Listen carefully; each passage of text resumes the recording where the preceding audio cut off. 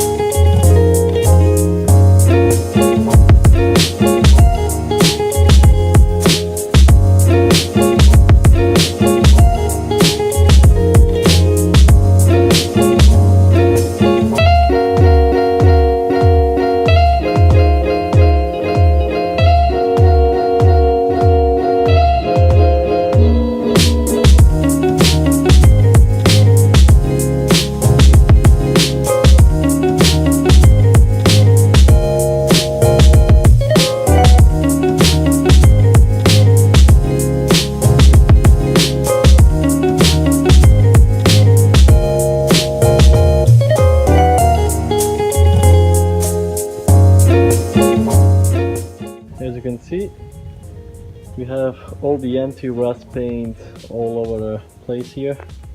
Quite a lot, and I use the brush instead of the can because it's just thicker, so I'm sure that will protect more. And I mean, it's not a big, design issue for me since all this will be covered and nobody will see it. My main concern is having something that protects the metal from rust.